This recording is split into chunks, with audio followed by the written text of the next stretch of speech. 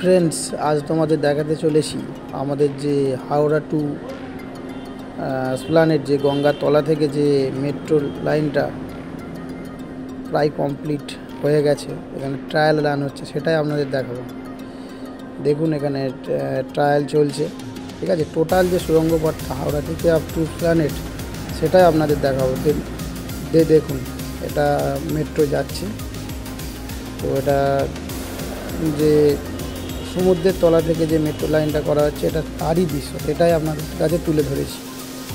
দেখুন এটা যে আপনি একদম পাতাল মানে মাটির নিচে থেকে অর্থাৎ পাতাল দিয়ে যে যাচ্ছেন তার ছবি। এটা আপাতত এখন আপনি হাওড়া আছে, ঠিক আছে। হাওড়া থেকে যে মেট্রোটা শুরু হয়ে মানে তৈরি হয়েছে, তো এখনও পর্যন্ত আপনি হাওড়ার মধ্যে আছেন এবং এটা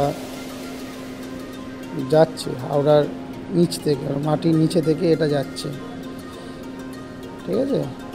তো কিভাবে তৈরি করেছে টানেলটা, তার মধ্যে দিয়ে যে মেট্রো যাবে অর্থাৎ সমুদ্রের তলা থেকে যে মেট্রোটা যাবে, এই পৃথিবীর মধ্যে আজ সত্যি খুবই অবিশ্বাস্যকর জিনিস যেটা আমাদের ভারত তৈরি করেছে, সেটাই আজ আপনাদের দেখাচ্ছি। দেখুন এই যে এটা হচ্ছে আপনাদের হাওড়া স্টেশন, দেখেছেন কত সুন্দর করেছে, কত সুন্দর। দেখুন আমাদের মনে হচ্ছে আমরা ভারতবর্ষে নেই, আমরা আছি লন্ডনে, দুবাই আছে, দুবাই সেটাই মনে হচ্ছে। দেখুন কীভাবে কত সুন্দর স্টেশনটা করা হয়েছে এবং টানেলের মধ্যে দিয়ে মেট্রোটা যাচ্ছে। দেখুন এটা হাওড়া স্টেশন। ধীরে ধীরে মেট্রো এগিয়ে চলছে। দেখুন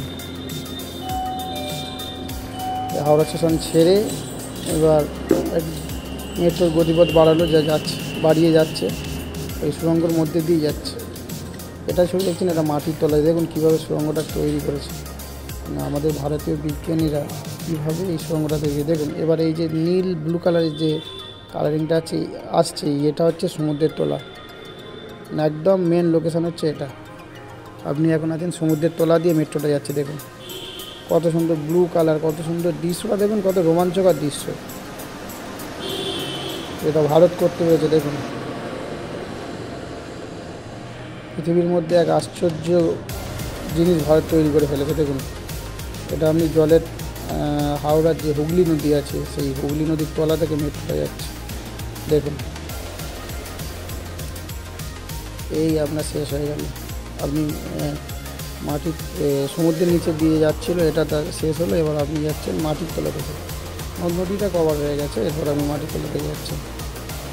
দেখুন কী সুন্দরভাবে কী দক্ষর সাহায্যে আমাদের বিজ্ঞানীরা এই কাজটা করেছে। দেখুন ভারত আজকে পিছিয়ে নেই, ভারত আজকে ধীরে ধীরে এগিয়ে চলেছে। ভারত একদিন সবার উপরে রাজ করবে, ভারত একদিন এক নম্বর যাবে, এক নম্বর। ভারত যা বলবে গোটা বিশ্ব শুনবে, সেটাই হচ্ছে। ভারতের বিজ্ঞানীরা কত ট্যালেন্টেড দেখুন, সেটাই অন্যান্য দেশের বিজ্ঞানীর থেকেও ভারতের বিজ্ঞানীরা যে এগিয়ে চলেছে। ভারত কি না পারে সব কিছু করে দেখাচ্ছে আজ। নমস্কার বন্ধু, এখানেই শেষ করলাম।